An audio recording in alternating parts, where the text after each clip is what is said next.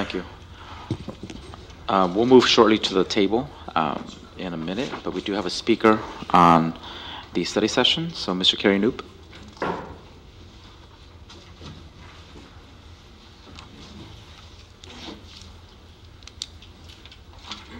Good evening, Board. First of all, let me say that I appreciate for everybody to step up who wants to be a member of the board. And I have great respect for everybody who does that. But having said that, when you're in the political arena, I think you should also be open to criticism. And so criticism is hopefully not taking personally, but it is criticism about the body. The district is in a crisis, and to me that means that it's all hands on deck. Now, the superintendent, a good superintendent, and I think we have a good superintendent in my opinion, supports, of course, the vision and direction of the board. But my problem is that I don't see vision and direction from the board. I find the board too passive in this crisis. We all need to work on getting solutions. A hands-off solution of saying we're royalty who signs the paper at the end and we don't really want to know any of the contents, we just want to approve or disapprove. I don't think that's what the people of Newark want. It's democracy. You're heading, you're democratically elected or appointed, and there's some responsibilities there. Find out what you can contribute as a board. There's possibilities. You can have an ad hoc subcommittee, which is not subject to open meetings laws. You can have 2 members, work closely with the district to get an understanding of program level problems and program level things that you might want to cut. After that, I'm sure the public wants to know your individual input. Where is your input? Where is it? I want sports, I want academics. You're elected, so you need to tell people where your bias is, and not bias in terms of pet project. I would assume that, once you're elected, you don't look at pet project, you look at the whole thing. And so I urge the board to do more. What really worried me in the last workshop was when the superintendent of Newark offered spreadsheets, information with functional codes, program level data. And it was rejected by several members. In my opinion, that's wrong. You need to do as much as you can. Study it, and then express vision.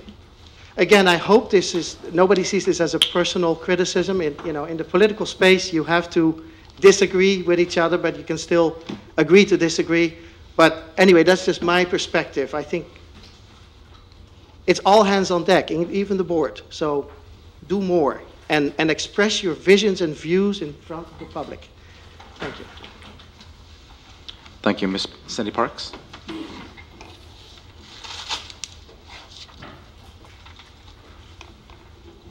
I echo Mr. Knoop's comments in that this is your first opportunity tonight to actually be, I guess my first question would be, I'd like to know when you all got the letter from the superintendent, the county business office. When did you get the letter regarding them accepting your budget but only qualified with certain conditions? I'd love for you to be able to answer that publicly as far as when you all board members saw that letter.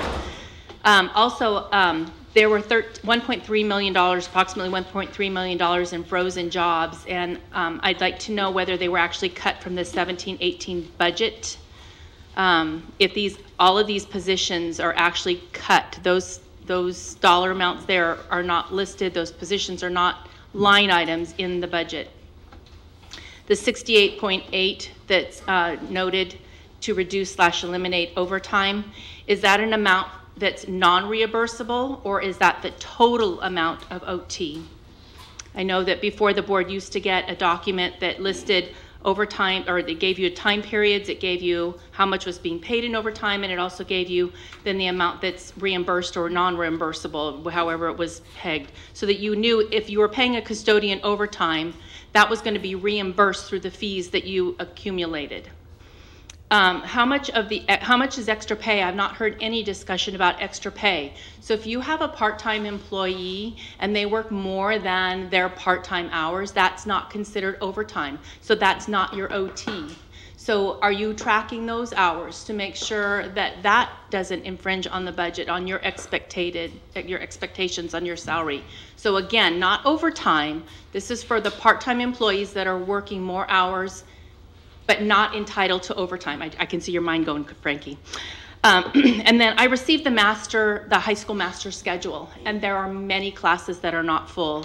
There are some that I'm not even sure why their maximum is, say, 20 or 25 as opposed to the 31. So not only are these classes not being targeted to the full amount per contract, they're not full. So they're not all the way to the 31, and even if they are to the 31, they're not full. And I was just a little side note, I was very happy to see that the Ohlone Connections is actually at 29, so they are, as opposed to 14, I think they were last year. Thank you. Thank you. Ms. Crocker, did you want to speak? Can I give a point of information, or would you prefer not to? You can do it. In terms of the spreadsheet, we were given that ahead of time. And the reason we rejected having it is so there'd be enough for the people that were there. The board members had all seen the spreadsheet. We had gone through a system for it. So we had read it, we had looked at it, and we were leaving the paper there for the public. Okay. Thank you. So you want us at the table, right, for this session? Is it on the agenda? I mean, all I did is make a statement about it. Would you like us to be at the table or up here? Yeah, let's go to the table. Thank you.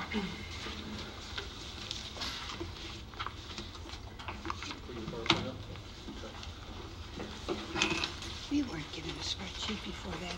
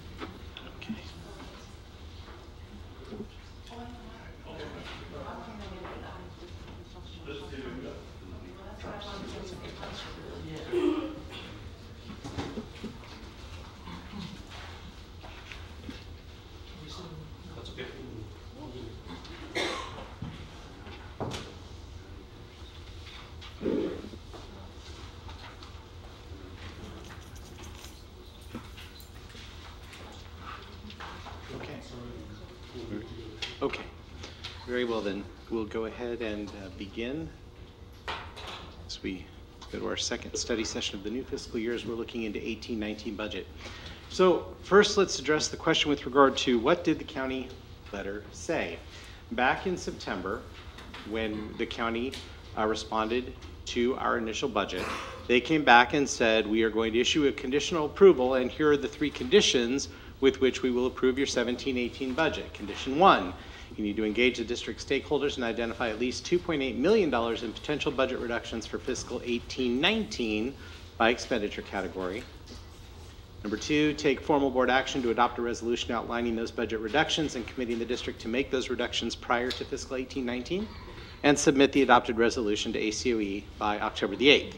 So we are now in step 2 over the course of tonight, between the budget study session and the action items to come on the board agenda later on tonight, in the second of these 3 steps. Over the past 2 weeks, we've had 6 input sessions that are going to be summarized for you a little bit later in the presentation with regard to getting our public input and engaging our district stakeholders. We had a total attendance of just under 100 at those 6 meetings.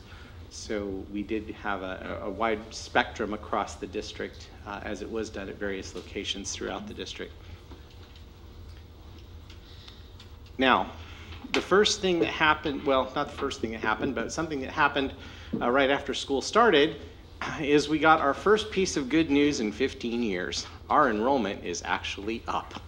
We're up 60 students from last year within the district schools. Last year we had 5,845 on Seabed's Day, of which 5 were in NPS schools, so a net total of 5,840 for our schools.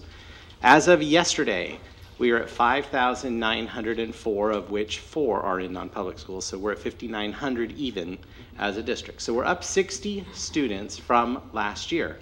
And because we built this year's budget, assuming a decline from last year, we're net up in revenue projection as of right now, just under $500,000 in the current school year.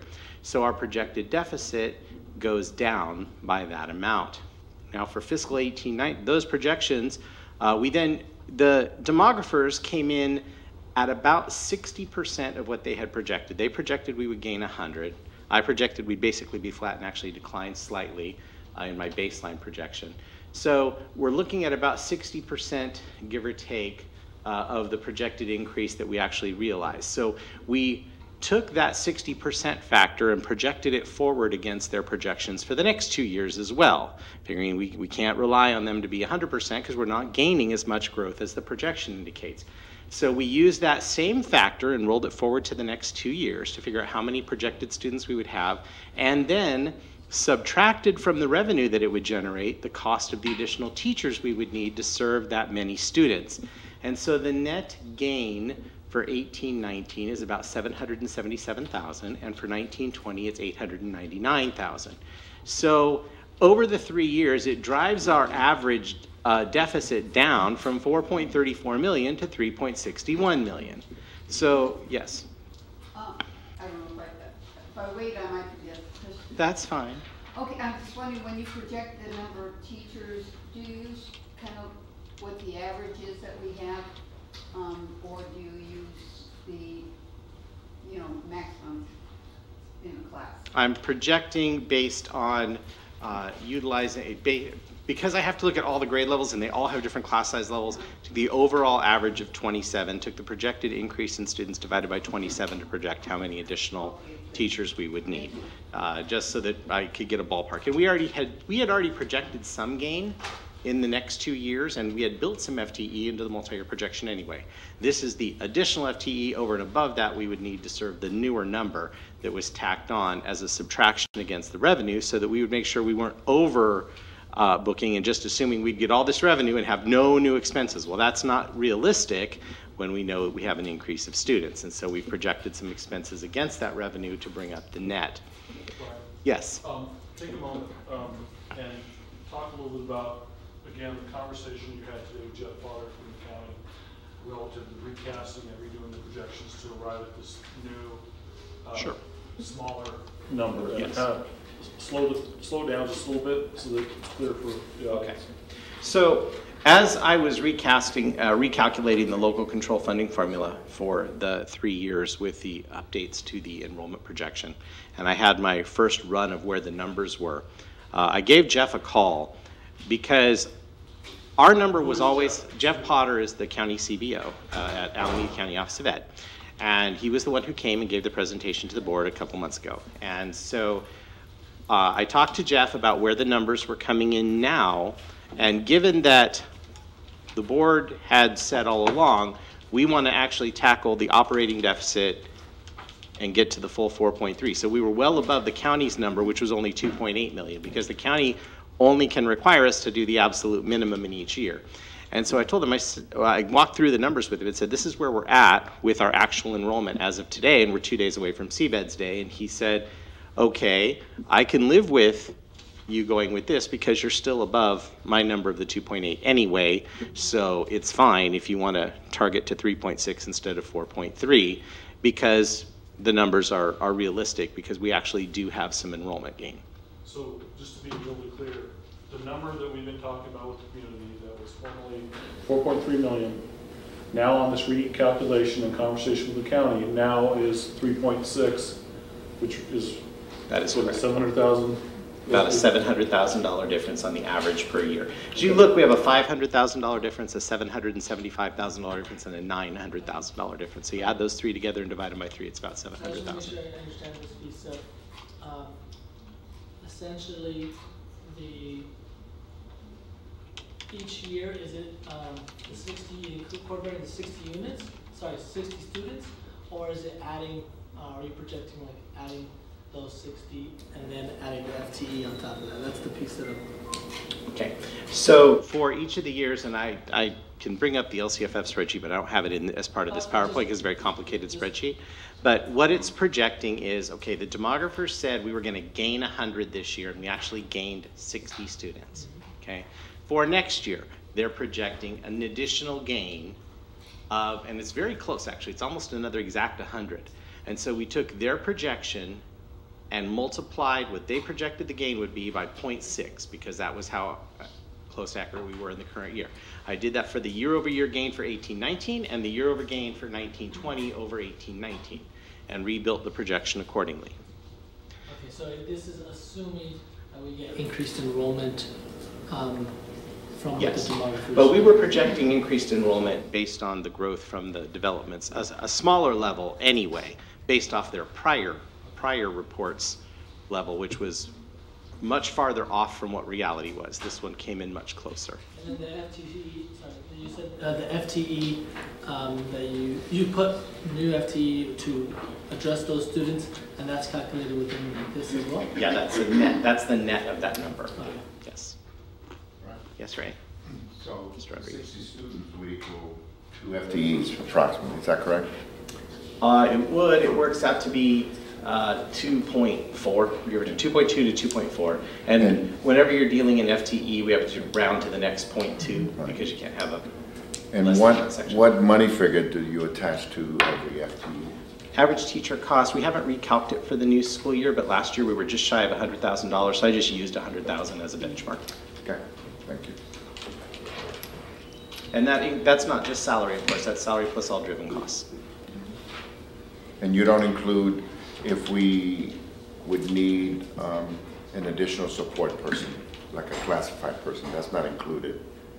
You just use FTE and you use teacher only. Well, again, in general education, FTE generally doesn't require an additional support level staff like an instructional aid type person because you don't have those in general education classrooms. These are general education projections. Right, got it, thank you. What is the percentage you're using for the salary, the benefits for a teacher?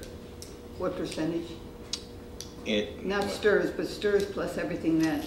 Yes, it's a combination of a whole bunch of numbers, and I don't have them right, off the top of my head, but STIRS is at 14.43%.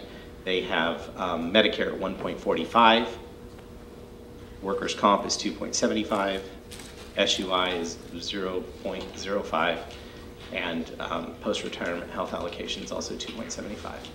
So when I looked at the actuals, and at one point it had STIRS and then the certificated benefits, I thought it was 20%. Is that probably a good figure total? It's close. It's slightly higher than that now because we just had, we have every year there's a 1.85% increase over the prior year in STIRS. However, it went down slightly on the unemployment. Our unemployment rate went down this year by about 0.5%. So if we're looking at a stipend, for example, we could probably multiply by 1.24 or something like that. Give or take, depending on if the stipend is paid to a classified or certificated employee, yes. It could be about 20 to 22.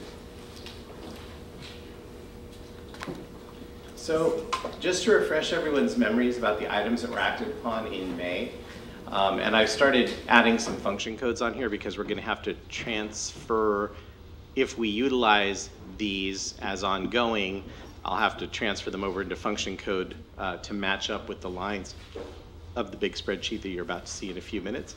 But just to refresh everyone's memory on what happened in May, we did freeze 3 positions, the operations and safety supervisor, 0.5 of the attendance case manager, and the bus driver position. We also reduced 11 special education assistant positions, one counselor position. We reduced travel and conference budgets, the books and supply budgets, the consulting services budgets, the Tier 2 administrative support, or Tier 2 administrator support. It's the credential clearing for administration. A reduction to the substitute budget and a reduction to the unfunded overtime budget. And the question that came up earlier, was it just the unfunded overtime or all overtime? That number just reflects the amount of reduction that was approved for the unfunded overtime. If it's got an outside funding source, it gets categorized with the funding source. It's not part of just the general unrestricted overtime. Yes, We have Ms. things Crawford. restricted here, count 17, 18 this year. When they reach the top of the budget, all work stops in that area, is that correct? There's an automatic, when the budget amount is taken, for example, if we have a budget of, well, we're not going to take somebody and put somebody hired in to do a Tier 2 administrative support. That actually is an outside agency type expense. It's not something that's But in-house. we're talking about doing the same work. So wherever it's put in the budget doesn't make any difference. It's what work it's doing. We're saying that we need this work to be eliminated because we feel it's not as important as other. And if we pay for it some other way, then we're not eliminating. We're just moving stuff around. Yes, in theory. However, what these reductions were all specifically unrestricted general fund expenditures. So we did not look at what consulting services are in the restricted general fund when we were building these numbers. We were looking at the unrestricted numbers. So if it's in a categorical fund, or if a categorical fund can pay for it, and it's built into that categorical fund's budget in the new year, then that would not be reflected here because we weren't looking at the restricted general fund at the time that we built this list. When you look at the bus driver, Yeah. having that $40,000 for a bus driver, that means that he's doing general budget work.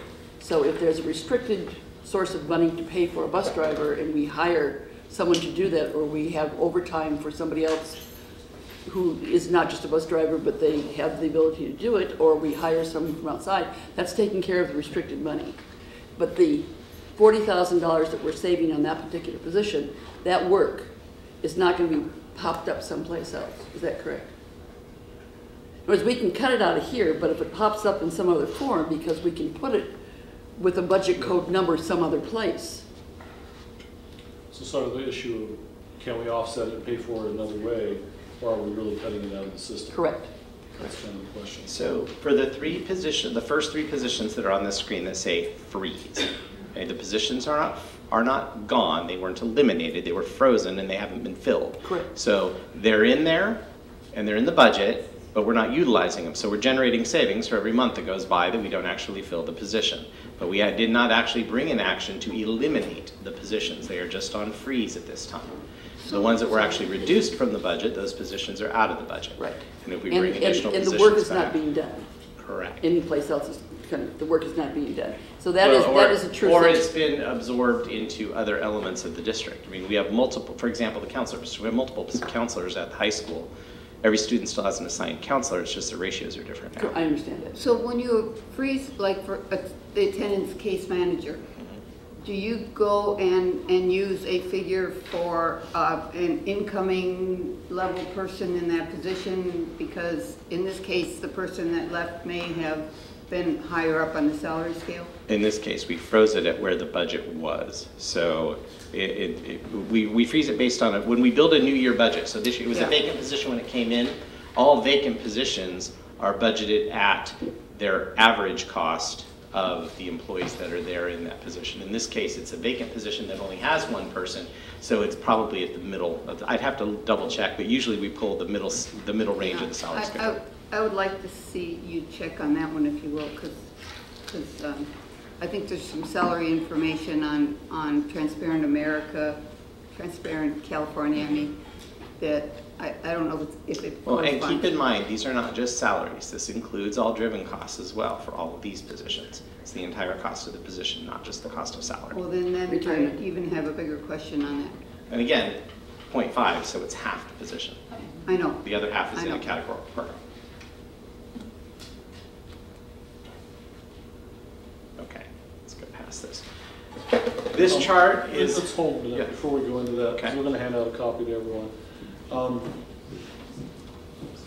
I think one thing I want to say for the audience and for anyone that's watching from home, just to be really explicit, it's important for people to know that the cuts we're looking at, the conversation relative for tonight and between now and December 15th when we do first interim, is to take effect next school year.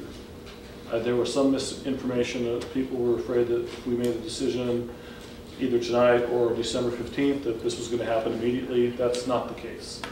All the cuts that we're discussing would be taking place for next school year, not out of this school year. There might be some savings we do this year, but as far as cutting from the budget, we're talking about next school year. So none of those were taken out of the budget this year? No, the previous actions, okay? The previous items the board already acted upon, the reductions to those budgets are already built into the current year. Okay, and that's the Yes. 1.2 million, and even though there's some there that are in the budget, there'll be savings because we're not spending the money. I got you. Yes, but where the board actually reduced budgets in those other expenditure items, those prior actions that were done in May were part of the budget adoption in June. So one of the items, for example, that you don't see on here is well, it's not on there actually on the handout that's coming around. There's a board action that got taken right after the adoption of the budget. It's still not in there yet because we haven't produced the first revised budget of the new year, and that's the $100,000 transfer to adult ed. So when we get down to transfers to other agencies, because we had to abbreviate the title to get it to fit into the box, that also includes inter-fund transfers to other funds. It's just that the largest transfer is to another agency, so that dominated the title because $969,000 of that 1.1 million is ROP.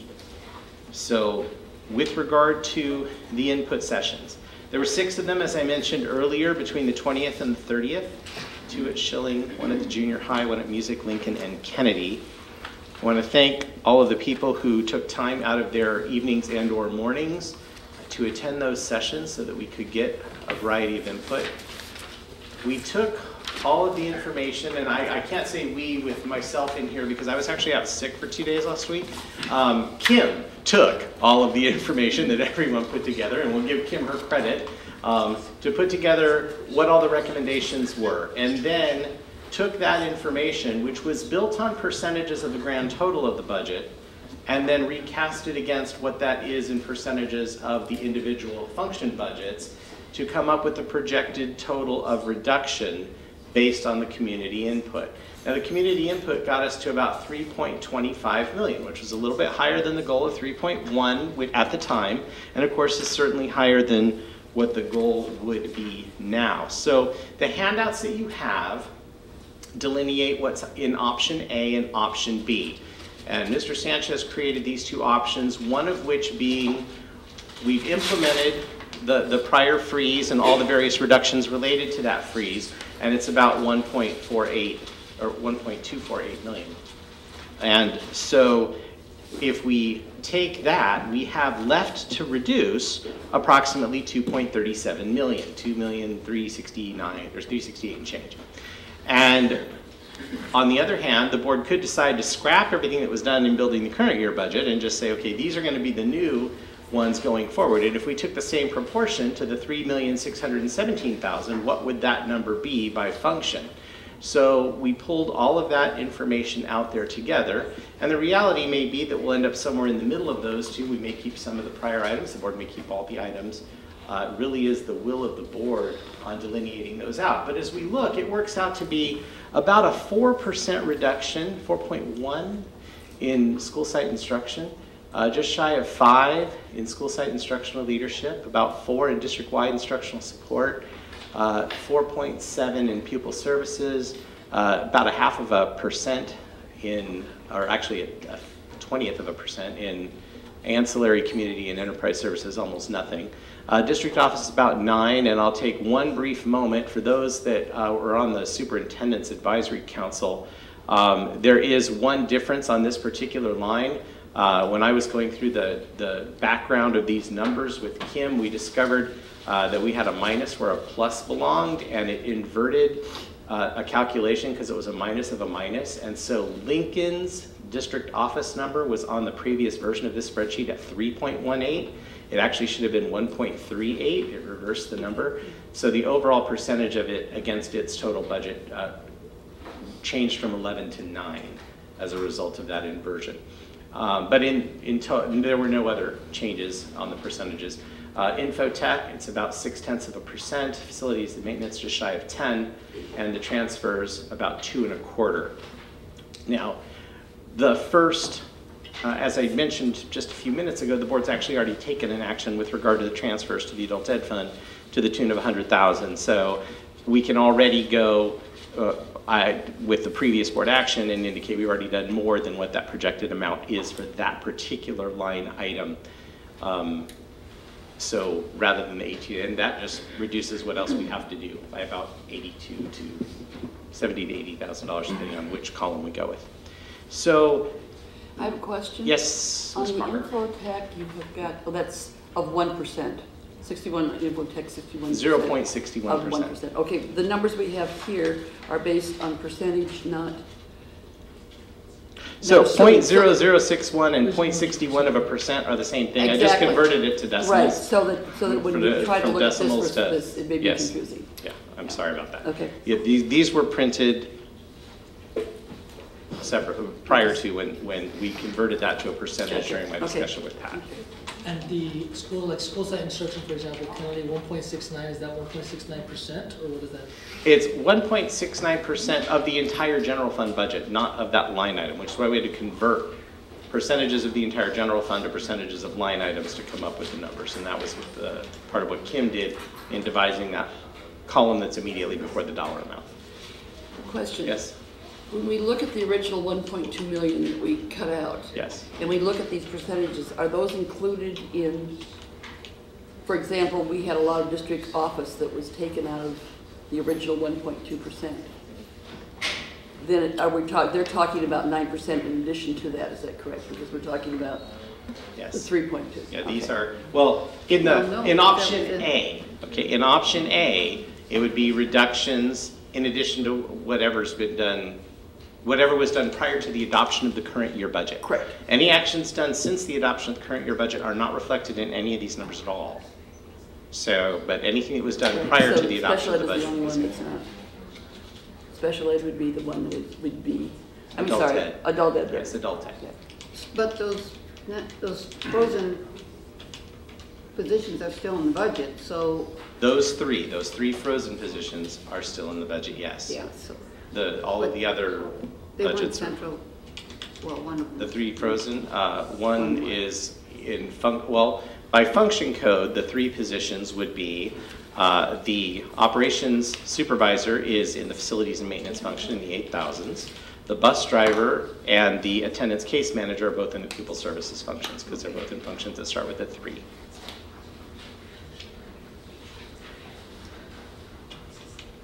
So from the community input, and it has the 1.65 million, 695, and 1.223 million for the second to last two columns. Yeah.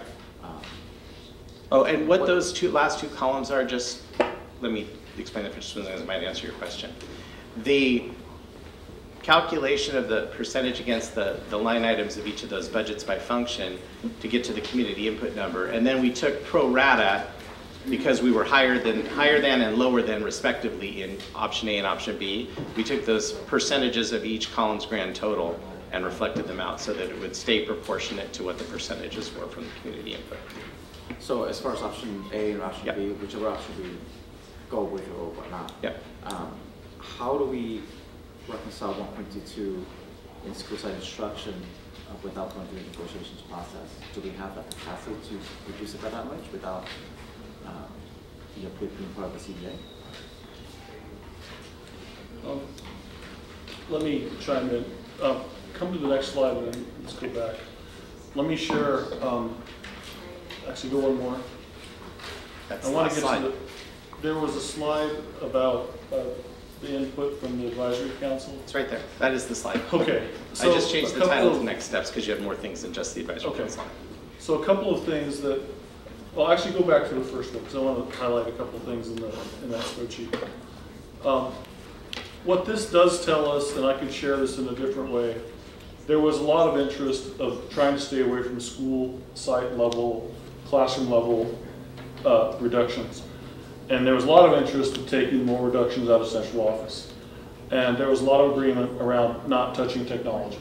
So the items that the community kind of said to us in our process is stay away from schools, sites, stay away from technology. Those are things we kind of don't want you to cut too deep on, and look at the other stuff. It's kind of where it landed. And certainly district office being the heaviest interest of where to reduce. So part of the conversation is, you know, so option A is kind of this idea of, do we keep all the freezes as is, and do we just cut that difference now, or do we want to recast all of it and take the full 3.6 million now and look at that proportionally based on what the community said?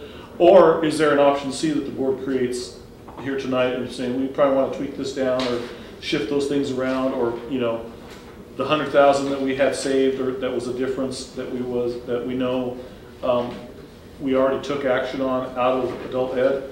I'd rather add that back and make the reduction less at school site, knowing that the will of the community. So one of the other things that's important to know is the sheet that I just handed out is just a sample of the input sheet we used at the budget study sessions. And in the final resolution, we did ask permission to, whatever the final decision is and kind of direction from the board, it'll show up in these same categories in the resolution so the community can see, okay, here's kind of what we said, here's what was important to us, and here's where the board aligns with what we said. So that'll be in the resolution. But let's go to the next slide, because I think it helps answer part of what Tom was asking about. So some of the input and recommendations from the advisory council are, let's maintain this budget advisory council for the next 2 years and kind of stay with us through the transition, maybe expand membership a little bit and keep that together to help me go forward and really try to work through some of these problem areas and try to look at other things, including not just reductions, but ideas on generating revenue and cost savings. On December 15th, we want to be prepared to identify in writing what the impact of cuts will be on students, families, and programming. So in other words, we know that tonight there will be a resolution of a commitment to, we're going to make these reductions, but between now and December 15th, we're going to have to get down to some real detail. And the way to go forward, I believe, is to take that back to divisions, take it back to staff, have them wrestle with it. Let's flesh out how we have to be able to answer those questions on what is going to be the impact and what are we losing. Are we going to be able to keep it? Is somebody else going to be able to do that job, or is it going away and we're not going to do it anymore? And how do we communicate that? Because that's going to be really important. They want us to continue to seek long and short-term cost savings measures, you know, things like solar, water wells, 4-day school week. There's a lot of ideas that came out just in the conversation. California, that's a different thing, but there's some ideas that they're interested in talking more about. Continue to look at revenue building measures. You know, maybe there's other grants, or I know we're looking at Facilitron as a test drive to try to generate some revenue for the district in using our facilities.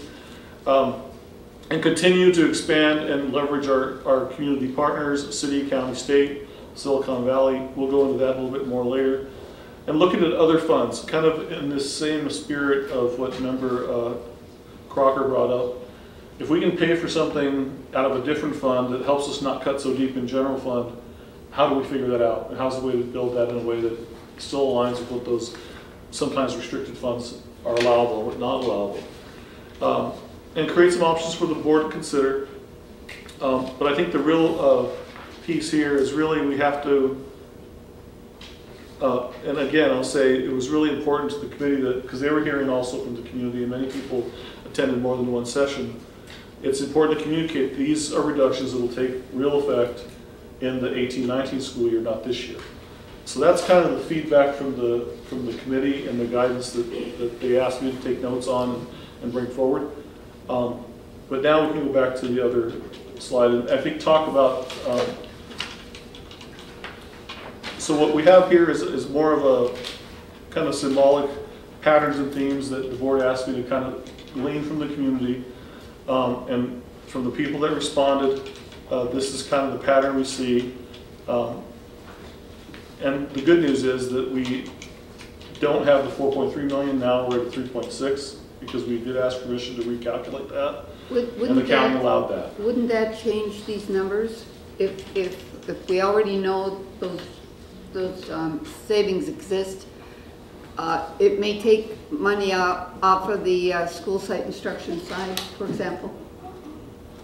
That's option A is recalculated with the new amount that we have to get. Oh, is that what you're talking about with option A? So option A assumes that all of the prior actions remain, and this is what's left, the 2.36 over and above the 1.25 the board already took action on. Oh, so you've already calculated that adjustment in based on the increased revenue this year? Yes, so Yeah. option A and option B at one point totaled 3.1 and 4.34. Yeah. We've adjusted those downward to what the targets are now, 2.37 and 3.62, reflecting the fact that we do have ongoing revenue from our increase in enrollment. Yes, Ms. With Cronk. school site instruction, there is a base that we need because we've got increased enrollment. What is that number? You have projected number of students that are going to be here for 18-19. What is going to be the cost? Because we can't really manipulate that cost other than increase the class size. So what is going to be the actual cost if we do as we're doing right now? What is going to be the actual cost? So the actual cost of the increase for covering the increased number of students Correct. beyond the FTE that we had already built in, because we'd already calculated part of that increase in students into next year, is an additional 1 FTE for next year and a total combined of 2.2 FTE the following So year. another 100,000 And- would be added to the cost of 40 million, would be 721,000. It would be. However, as I mentioned when we were looking at if I go back to the beginning to this slide here, I've already factored the $100,000 additional Okay. cost in, and so our actual projected reduction or a reduction of the deficit would have been $876,000 for next year instead of $776. I took that $100,000 off the top because I knew I had to add 1 more FTE than what I already had in the multi-year projection. And for the following year out, it's an additional 2.2, so I took $220,000 off of a number that was $1,119,000. So I've already factored that in figuring out the average so that we don't end up cutting where we have to turn around and add back in. I've already factored that into the number so that we don't double count it. You have here adopted budget. The school site instruction is 40,621,038. Correct. Is that based on the new ratio that we have, the new class size? No, that's the current year budget. But then all of those numbers on the far left are the current year Okay, budget. so it does not take into account the fact that we are already staffing our classrooms at a higher ratio. Well, it takes into account everything we knew as of the adoption of the current year budget. That was We're a using year. that as the baseline to calculate the percentage numbers so that we have to have something to anchor it to. So from there going forward, the amount of reduction doesn't actually get applied to the baseline number. It gets applied to the second year of the multi-year projection. But I had to have something more concrete to face it on because the multi-year projection is not out there by individual account line code. It's at object level, not at function level. So We have be able decided to get put this into a proportionate. function categories to make it easier for people to understand. Yes, Then we have to keep on talking about these function groups. which is Okay, how we so are. for this year, how much is it going to cost us for school site instruction this year? If we leave everything the same and if everybody spends every penny in their budgets, we'll spend exactly $40,621,000. And that includes then the fact that we have a higher ratio in the classroom. We have not, okay, I understand now where you're going with your question. We have not modified the current year budget. It's at its adopted number. We have not made the adjustments yet for the changes in the face of the teacher population or the rest of the staffing for the district yet, because we just paid the first payroll on Friday. Right. So if we'll we be were- making all those adjustments at first interim. So If the we number were- may go down slightly because we do have a large number of newer teachers compared to prior years. But I can't give you what that number is off the top of my head. Okay, so if we look at a board option as being something that we want to do, and we're saying, we've got to have the teachers in the classroom, this is the contractual ratio that we have, this is the staffing we have, then that should be an untouchable amount. That's part of the structural cost of doing business. We are a service business. That should not be changed, because we can't increase the class size, and we can't arbitrarily take 10 people and say you've lost your job. Well, we're currently at certain grade levels below what that would be. As you know, we took the action in the last, at the adoption of the budget, where we could, in theory, put K3 at 29:1. We're not actually at 29:1, we're capped at 25 right now, and many of our classes are under that. So overall average, we're actually still at 24:1. So we're still at where we've pretty much traditionally been. We just have that little bit of flexibility for overages without having to trigger overage fees at those grade levels. Is there any reason why we have to wait for first interim? Can't you, now that you've done the payroll and our enrollment is pretty stable, can't you redo some of those budget numbers? And we're working on it, but first interim is everything as of the end of October. So we're trying to get everything in there for the first interim numbers. That's 3.5 weeks from now. So okay, but the board won't have to wait till December to know how these adjustments are, because we're going to be making cuts, and it would do well that we would know how these numbers have changed, because it'll change how much we have to cut in certain functional areas, right? And as we have more information, we'll be bringing that forward. The superintendent and I have not talked about when the next budget study session is going to be yet. I would assume the board will make some decision either tonight or at a future board meeting on how many more we're going to have between now and December the 15th. But yes, as we get more information, we're going to be continually updating. We'll be locking down CBED. CBED's day is Wednesday, which is tomorrow. And so that's when the official census day is, but it actually takes until December to get CBEDs reconciled, because all the districts in the state are reconciling against each other, and you end up with various and sundry weird little things that happen to your CBEDS numbers over the course of those couple of months. But we'll be continually revising the projections and truing up everything for projected expenses through October 31st over the course of the next several weeks. And then as soon as the October payroll runs, then we recast again as the official recast for first interim. And that's like the week before Halloween. If I could clarify kind of some of the guidance and thinking going forward, is whether it's option A, option B, or option C that board kind of finalizes as generally the categories where they want to see us bring back specific recommended reductions. I really think it's important to have a staff step in there where we can take it back to staff and divisions and say, here's the number we'd like you to target, see what you can do, and bring to us issues that we may not have seen that were unintended. For example, in the freeze, there is a bus driver, and that may be, as I look closer at that situation, I might be more willing to reduce a supervisor than a bus driver, because that's going to impact kids and field trips and some of those things. So there's some of those unforeseen things that we may want to have some staff weigh in on and make more of a formal recommendation. So whatever scenario goes forward, I think that's a necessary step for us to take, so we lean on the expertise of people in the SPED department, people in Ed Services, HR, all of those divisions. So that's important. And if I'm wrong, correct me. The number the county cares about is the number at the bottom. If we come back on December 15th and we have some movement within the categories, or the what is this called, functions, they're not going to care as long as that bottom line number stays the same.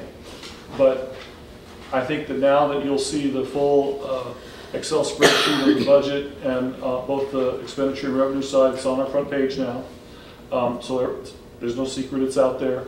I really do think that October 4th, tomorrow, once the board has given us direction and kind of proportionality, to say, okay, we commit to this number, we want you to start looking at that, bring us back your best thinking, and we have to go through a few cycles with the board and some probably more frequent study sessions between now and December 15th. But I wanted you to have that structure in mind, and that was really a strong recommendation in my conversations with the committee, just to make sure that everyone's seeing what's happening and where it's morphing, and so that with really the goal of when the board finally takes the final action in December at first interim, there shouldn't be a lot of surprises by that point. So my preference is for option A, because when we had this discussion a few months ago, I think the table agreed that we should do the cuts, gradually over 2 years. And I think with the bottom line cut of 2.36 or a little over 2.3 million, that satisfies the county's requirements, right? Because they're giving us that $500,000 credit because we're increasing enrollment for your conversation with them. So I think that's a good starting point for us. And then we can deal with the other 1.248 at a later time or when it's necessary. I don't recall that we had made that decision, had we? Didn't we say we wanted to make the cuts in 17, 18? Because the sooner we made the cuts, the faster we would not have to dig into our reserves. Remember we had the discussion, I think it was in the summertime or pre-summer even, where there were 3 scenarios. Make all the cuts now up front, do it very slowly or do it kind of gradually, right? And I think it was option B that we kind of gave direction for the superintendent to follow through. But I thought that was that we do it gradually, meaning we wouldn't do it this year, we would do it. Well, no, we couldn't do it this year regardless. Yeah. Because Well, I know, but I mean, I think that was, I don't recall us saying that, well, either way, the sooner we can do it, the better, I think. Well, the 2.37, if we went for option A and did not mess around with any of the categories, because essentially as we look and see how realistic this is, we can manipulate the categories later. What we're looking for is the bottom 2.368. That's the thing the county's looking for, and that's the thing by October 5th we have to say we are committed to spend no more than this. So I understand, I guess here's a little of my frustration in terms of, so we know we have to do a certain amount, but I guess what I was looking for was more exactly, so those conversations, so like you guys coming to us and saying, based on the community input, we're recommending that approximately 1 million from school site instruction, 190,000 from school site instruction leadership, like those frameworks, kind of those buckets, and then we could consider that.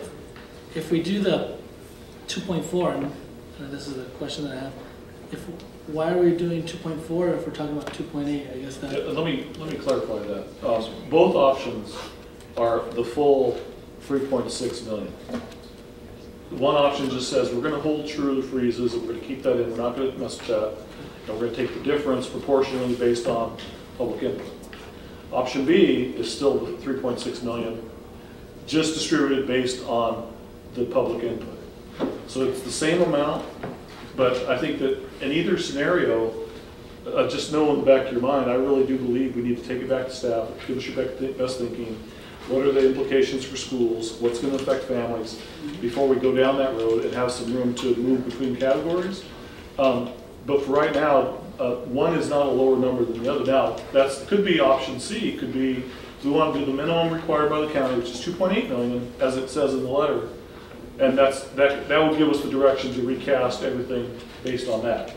So those are kind of your options. So option 3 or C would be let's do the minimum for the county, and we could do that. I personally believe. Well, it's really at the will of the board. I think that what I wanted to put in front of you is the patterns and themes from the community are represented in these proportions.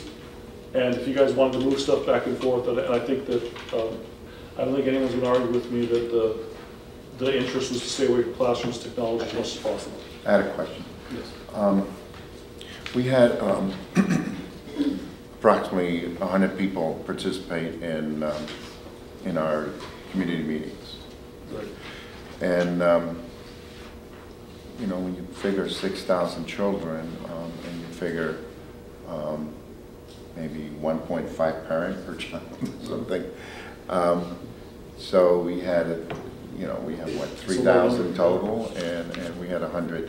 I love community meetings, and I love community input, and I think it was important, and I enjoyed each one of the sessions being, pretty full, and the dialogue going back and forth. My question is, we had other ways of receiving input from community other than the get-togethers that we had. Whether it's on district website, site councils, you know, PTA, you know. So where are we on that? As far as what we got from other than the people that were. And I've incorporated that, and it doesn't count in the 98. Similar input about that. There was other comments in there that I didn't include, but all the numerical ones are still represented here.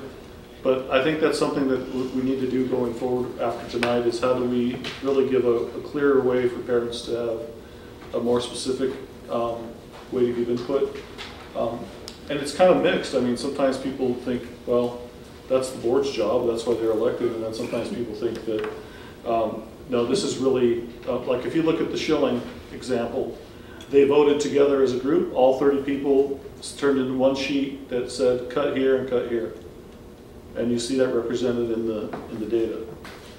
So I think that I might also add, especially at Lincoln and Music, we actually had a lot more than 4 or 5 people at each of those. I was at both of those sessions.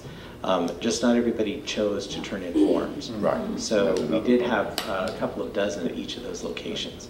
so communication is a big issue going forward, and I think we need to continue The more that effort. I agree with that. the more net we we don't have throw big enough out, the sample. more. Okay, and then I had on the money part, I think it's definitely important that we do at least, you know, let's say 2.4,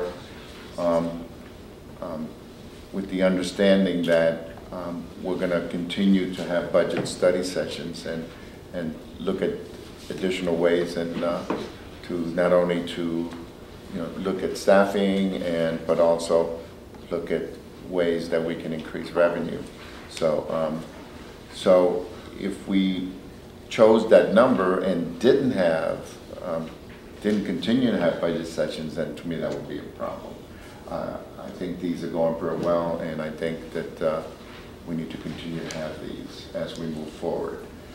But it's obvious we have to at least cut 2.4. 2.8, I believe the letter says for the county, is that right? I thought it was adjusted because of the increase Is in... that true? That might be true. Is it 2.4 now with the recasting? Well, it's the county's number of 2.8, and I told him we were looking at the 3.6 because that's what our ongoing structural deficit was, is tackling the full 3.6. I'm still planning to take credit for the 1.25 unless the board redacts that action that has already been taken. We're gonna split that up by function code and count it in the numbers that we submit to the county. 1.2 previous Yes, action. unless the board 2.3. chooses option B, it says that we're going to reverse the previous action. No. So- I wouldn't. But I would like to know about the freeze impact on students, the bus driver. How are we haven't had a bus driver for a long time. How are we? We're paying for a sub and we're piecemealing it together, and we're trying to get things to still go forward without that position. It's been hard to fill, it's hard to hire, and we've been kind of limping along using the sub here and there. And So the impact on the kids, because we haven't been able to get a full-time bus driver anyway. well, it's been mitigated to some degree because we have one person that's willing to help us with that. But eliminating it entirely will have implications, and I worry about that because I think about science camp, I think about field trips that are legitimate that schools have raised money for, and I think that. But those are ones that are paid for by restricted funds. And so essentially, Some, yeah, I think some. the general budget does not sponsor the field They trip. do with athletics, there's some there that are, I believe are. Some of the sponsored from athletics. General fund. Mm-hmm. Some in the auxiliary.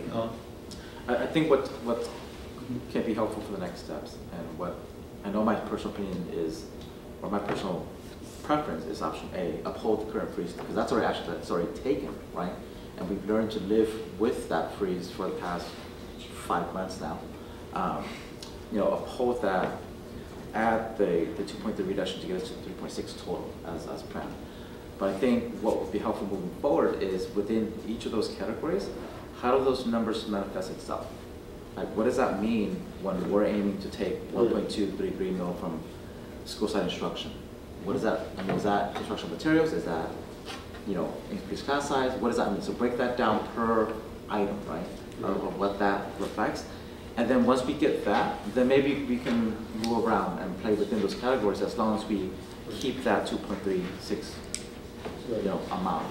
And I think that's good advice. I think what I'm thinking about, like in this bus driver analogy, I'd like to be able to go talk with staff, see what they recommend, and if not that position, then I can bring another position forward in its place. Because I might have another vacancy in the supervisor role. If I have that choice, I'm going to say, let's cut this position, let's keep that, make it whole, and that's where we're getting the savings from. But I need to have some time between tomorrow and December 15th to have staff begin doing their work and their recommendations. I think there needs to be a set time frame in which they do that, because we need to have it early enough to be able to make our decision. And I think the staff is definitely the one that knows where it can be cut without impacting the kids. They know much better than I do. If you talk about the general schedule that you have at the high school, the people that are working with the schedule know what's going on. I mean, you read those things and they're very complicated, and you look at one teacher and you see that there are 3 different places where one teacher has kids. And so you have to total all those. You can't look and say, they only have 21 kids. Well, they've got 2 other groups of identified groups of students that are in that same class period. So that's something that is site specific and they should know. Right. But we give them a set amount of time. I'm concerned that by taking 5% out of the school site instruction, we're going to have a problem unless our increased enrollment takes the bite out of that. In other words, our increased enrollment, we have a higher number of kids in the classroom, we have done something already in terms of saying that we're going to fill these classes. In some cases they filled, in some cases they didn't. But there is definitely higher than they were last year. Or there was a big item under school site instruction that required negotiations. So I'm wondering, if we can negotiate a big part of that 1.23 million. So here's my framework. So I'm okay with, I think we could probably all be okay with the framework of the 2.4 or 2.37. Option A. Option A, but option A in terms of the total amount. The problem, and this is where a little bit kind of my thoughts are that I thought here is where we were going to dive into, like, what does that look like? So, for example, like if we as a board agreed, I mean, I'm not saying that we do, but I remember when we talking about like ROP, right? How much is that? That's $1 million, right? If we said like we were going to take all of ROP, that'd be $1 million, then that means school site instruction would only be $200,000, right? Like, but we haven't had those types of conversations, and that's where I'm like not comfortable saying 2.4 or option A, because option A already outlines we're doing 1.2 million. So, like, if we're trying to stay away from classrooms, like this might be an option, right? For example. I think Superintendent mentioned that earlier, where as long as we keep fidelity to that number. But that's not what the letter says. It says we have to do it by expenditure category, and that's the thing where, like, we do have permission to report by function code now. We did talk to the county about that. So whether it's by function or whether it's by object, the county doesn't care as long as the total is right. Okay. And they also said that we can make any changes that we need to between now and first interim. So whatever we commit to, we can make modifications to that commitment as long as by first interim, we are also able to certify positive, which is what they're doing. So I get that, I'm okay with the framework. I just feel like there's probably like our 3rd, 4th, 5th meeting that we've already had these discussions in terms of like what is the meat? Like we can say we all agree to cutting 2.4 million, but until I see like I can't. It's I'm trying to figure out how I can support as a general matter because we have to cutting the 2.4 million. But if you're going to tell me my vote to do that means 10 teachers versus professional development or whatever it is, right? Like, then I don't know if I'm comfortable with that because at that level we haven't. And that part we're not voting on tonight, though. I think that's part of what I think we need staff to report back to the board in a study session in a quick time frame, as Jan pointed out, so that you can get to the bottom of that. Because part of the questions I want to ask staff is, where would you make this recommendation cut? And if that is your recommendation, what's the implication of it for the kids and for the families? What are we losing? What are the unintended consequences? Because it's complicated. Even transfer to other funds, if you say ROP, that's going to impact kids directly. It's going to impact our schedule. A chunk of kids directly. So that's still close to the classroom It's just, but it shows up weird in the function code. But are we gonna say that we're doing the 2.4 million, sorry, I'm running way up, but 2.37 million, and this is our framework of like, what we're submitting to the county, we're gonna say, because it says by expenditure category or by function code, we're saying we're gonna cut 2. I have a feeling that we can't just say, hey, we're committing to cut 2.4 million generally. We're gonna have to say, as a, That's what we're saying. we're saying. That's what they're saying we can do. They're saying we can do exactly that. You're saying We just have to put numbers there. I want to hear that from staff. Right. Yeah. So let me explain first, then you can correct me. So what we're saying is, what I would recommend is that we say, we're gonna cut this, whatever number you want to put in there, with the understanding that staff's gonna give us recommendations and implications, so we can make a final decision on December 15th about all the detail. But for now, we want to honor the public input and kind of look in those areas first. And try to stay, and with maybe the caveat, if you find savings, take it off of school site first as a priority 1, and then priority 2 would be technology. Those are the 2 areas they want us to stay away from. So if we are able to find savings or another way to make a reduction or not make a reduction, we would try to lighten the load there first to honor the spirit of what the public has told us. That's kind of the best way that I would frame it as far as what I'm thinking. So what I'm hearing is we're going to report or send to the county that composite average of the categories that we're cutting. So that satisfies that object or function code that the county wants. And then from now to December, we have the authorization to make adjustments if necessary. Within the categories. Well, I guess with that still. Between the categories. See, another piece that I feel like we haven't dived into. Like, again, I'm okay. We haven't because the community meeting just finished. So then if it's for the purposes of conversation, then why don't we, if we do option C, we start with 1 million for ROP, we can always change it, right? But then we start with the 1 million for ROP, and then that means we're only reducing 233,000 from school site instruction, right? Like if this is, that's the hard part, I'm trying to. Well, let me help with that. Let's frame it a different way.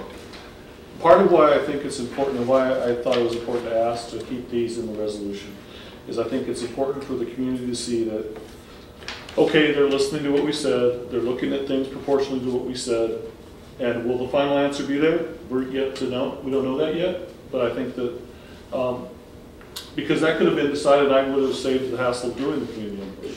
So I think that if you're going to take community input, I think you want to honor that, and I think that right now this is kind of what they said, even though it's a small sample. And I think there's the other part of it, is how do we expand that circle and get more input now that we're getting closer to approximating things. And we still have to talk with our union partners about things that we can't talk about in this forum. But I think all those conversations need to happen. And I would hope, as far as timeline, really be nice to have some of that complete before Thanksgiving break. Absolutely. To give you kind of an idea, because then the board's got to sit with it. And the board's got to have an Excel spreadsheet, and the board's got to really look line by line at the recommendations. I think by the first board meeting in November. Because what it would look like for like as administrator, so who's in charge of school site instruction? Okay, Ms. Salinas. Here's your whole Excel spreadsheet for that budget with supplies, materials, and positions. Work with your staff to give us your best recommendations to hit that number. And then we'll come back, we'll have some negotiation back and forth with the board. And maybe we chunk it up by, I don't know how we want to do it as a study session, but that's the next thing is we have to schedule, maybe it's a study session a week, I don't know. We have to kind of wrap it up to be able to hit that target. Are you going to be asking staff to go toward, roughly the percentages that are there? I want them to go to exactly the percentage and dollar amounts that are there. And then let the board make the final decision. Okay, but I'm reminded of when I was working in industry, and we had a department that always overspent. And they built the next year's budget based on this year's spending. So when they told my department to cut, you know what I'm getting at? We did it. And then the other department that overspent got a benefit because they just got the same percentage. When things got a little bit better, they got the same percentage. Well, so my thought is about making sure that we don't have we haven't overlooked areas where we can cut without hurting students, you know, at some level. And just because it's the same percentage at that level as it is at like the K-3 level, K-3 doesn't have any wiggle room, and another level might have more wiggle room. And maybe there has been, I'm looking at things that we had cut, or that, not that we cut, I'm looking at things that we added over the last 3 or 4 years when we had big one-time expenditures. So we added these things, and they are kind of, some of them are ongoing, and we need to look, I think, at those things very critically to see, gee, we didn't need it 4 years ago, we added it, do we need it now? And what if we took that away, and then when things get better, maybe we could put it back, but we function perfectly well without that 3 or 4 years ago. Those are the kinds of things I would hope that we can talk to you about, or either individually or as an ad hoc group of 2 of us, are you open to that? Absolutely. A couple of things I think that will help. One is exactly what I want to do with the staff. I think it's important for them to at least try to get to those numbers, give us your best thinking, but also tell us if we didn't have to cut that deep, what's the first thing you would add back?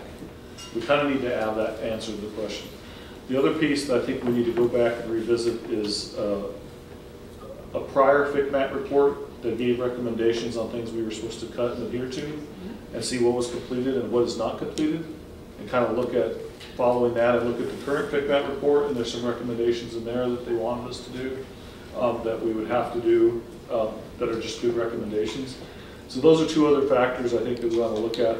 You know, I think part of the spirit of it is how do we ensure that they actually get cut? Right. Is really, let's answer the short question. That's been frustrating from, right. you know. But I think now it's really about setting the structure, and I think for now the details matter. But can we go back to that first list? Can I just, before, just give me 1 second on this one, if you don't mind. And I promise I won't mention it again. You know, we spend a lot of time talking about the bus driver, which is a $40,000 item in a $4 million deficit, which is, to me, is frustrating. But, and it's, to me, transportation in Newark has always been an issue as far as, especially at the elementary school sites. I know at the high school they kind of do their own thing and bring in a lot of times because of the, you know, monies they get from the club there. But the site one, when it comes to elementary and because of science camp, the whole process is frustrating, and I don't want to get into that, but as much as the money, I personally would like to just eliminate the $40,000 for the bus driver and not even talk about it again, because it's it shows a positive on our part.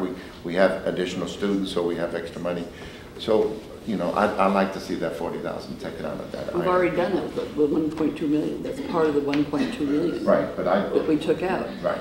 I would like to advocate something else.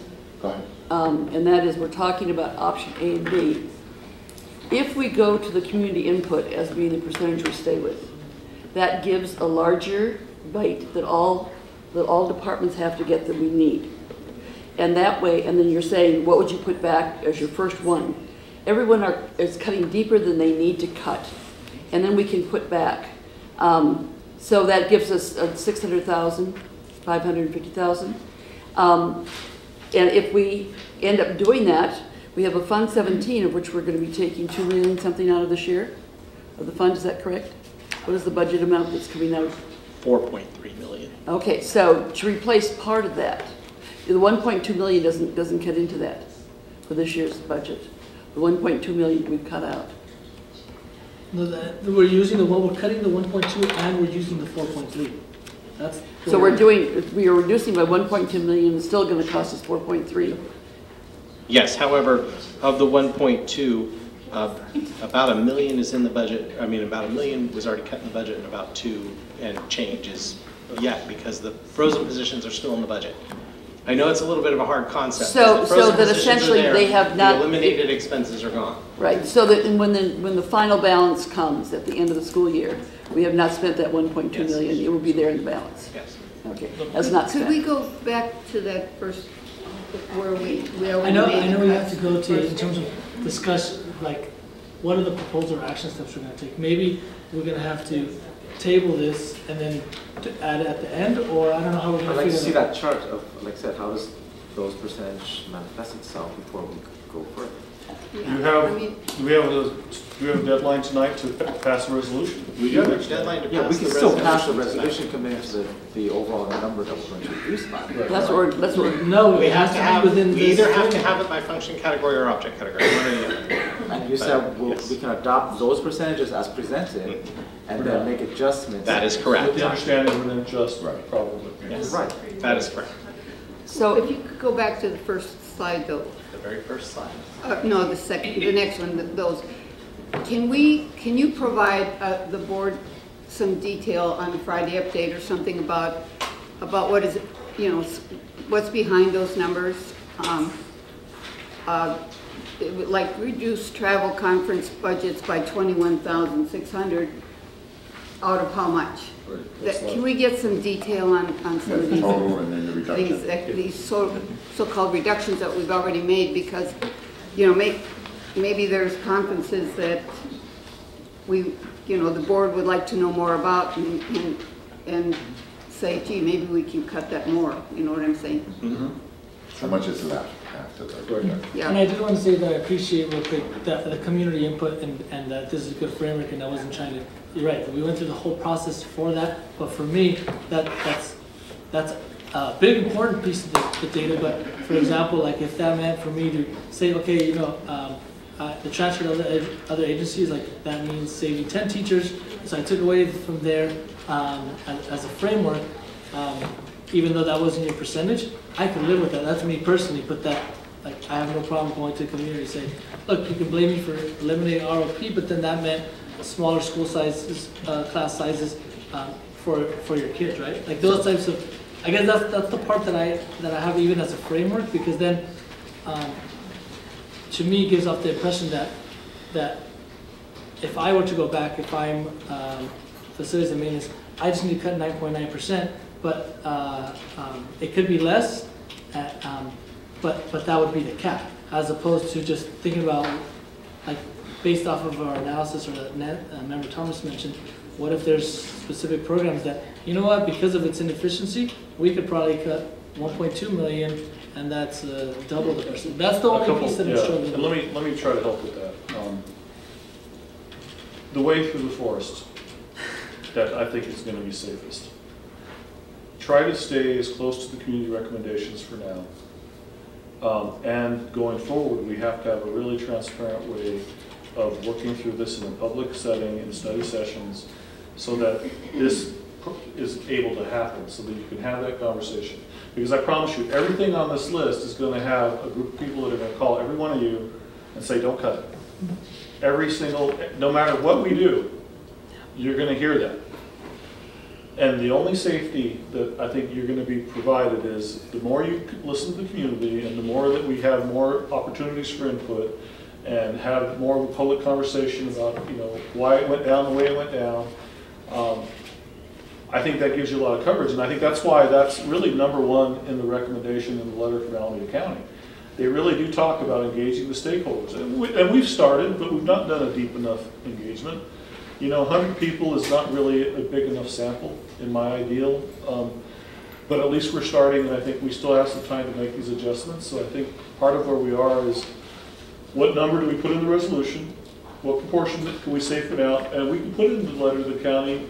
We will probably adjust these again by the first interim based on further stakeholder input and further staff input, because that's going to matter. It's really going to matter. I don't know all of the implications like someone close to the ground, like a staff member does. I just don't. There's some real unintended things that we're not even aware of yet. And I think our best way to do this is really transparently with everything on the table. That's my thinking. No, it's a great framework, and you're right. And I think, I think that's really a great idea in terms of the framework.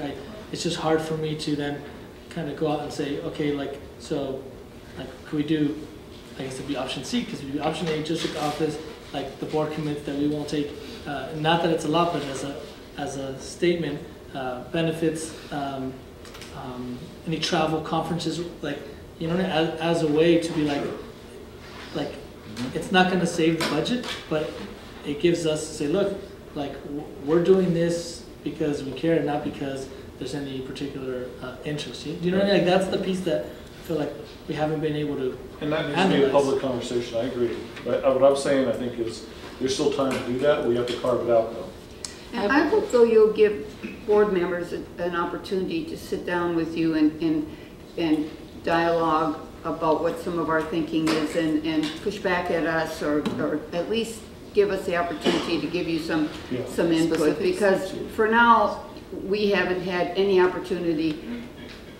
And why not do it individually? We can do that individually, or we can do that as... And I want to do that, I just want to make sure I have staff input first, because they're going to be closer to the work, and I'll be able to give you better thinking. Because I personally can't go into every category and make the best decision compared to what I think staff would recommend. So I just need to get that in first, and then if I can get something to you before Thanksgiving, and we can sit down and look at that one-on-one, I'm fine with it. Or 2x2, or however you want to do it, I'm open to that, absolutely. So we're at 625. Do you feel comfortable as far as the next? I have a question for that. Just need which number. I need a number and then how you want to. Yes. All right. Let's say we take community input, the 3.254. It's the amount that we take off. Those are the numbers that are put into the budget. We send that to the county, and we find we don't have to do as much. What's going to happen if we don't take, if we add to some of these categories, and so the amount that we reduce is less? Is there going to be a problem with that? No, so long as at first interim, we are balanced and we're able to So certify the balance is the positive. important thing.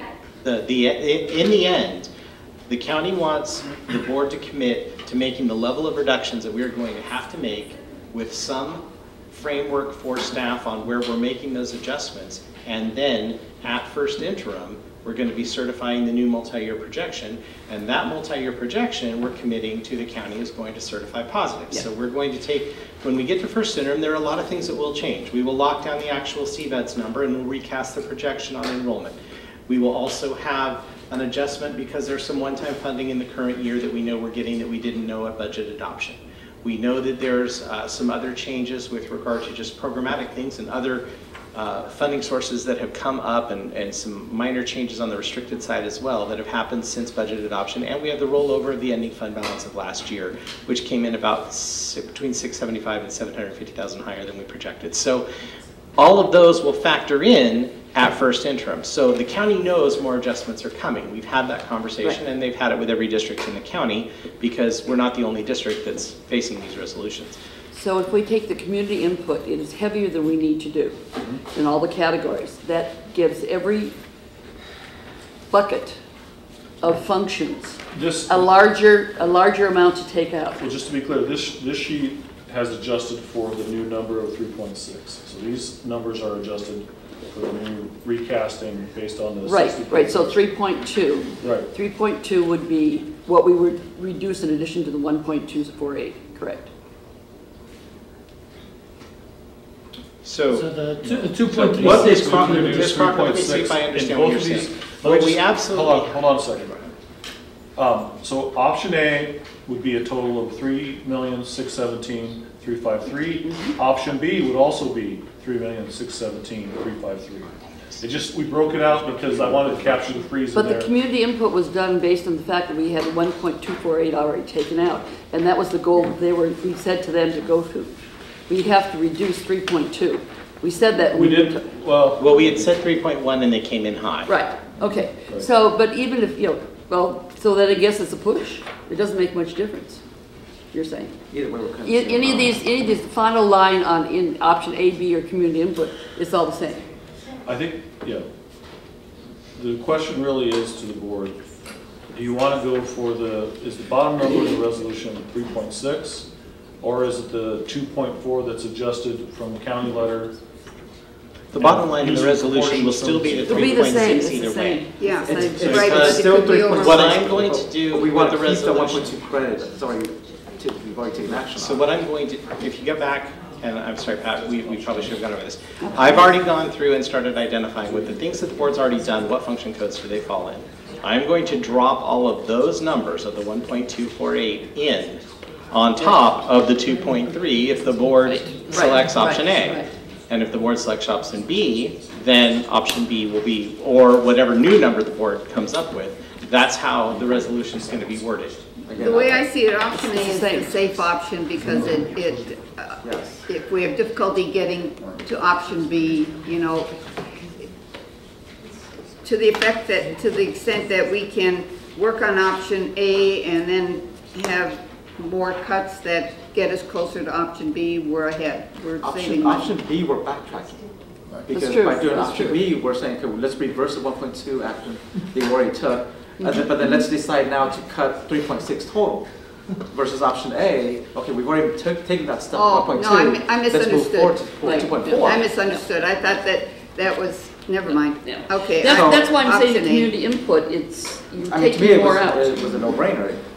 You know, I it's- think Giving bigger Another reductions. way to say it would be option A, with the understanding that the superintendent, when opportunities present themselves, will lighten the cuts at school site level and technology per the priorities given from the community. Because then as we start working with staff and we start seeing, you know, there's some savings here, we'd like to stay away from that. That helps us bring those recommendations forward to you in a better way. So I think there's a way you guys can give me that direction so that, you know, I'm still following the spirit of what the community wanted, and in the recommendations we bring forward, we can honor that. Yeah. Okay. That agenda item should go real quick, because we've already basically said what we're gonna do. Yeah. Option Are you A, comfortable, Frankie? are we at You're not 3.6 sure. or where are we? So We have to wait I till know the we have agenda, to, I know we have to, It's it's still the. We got to Option build A. the resolution and hand it out to everybody, so It's that's the why. framework.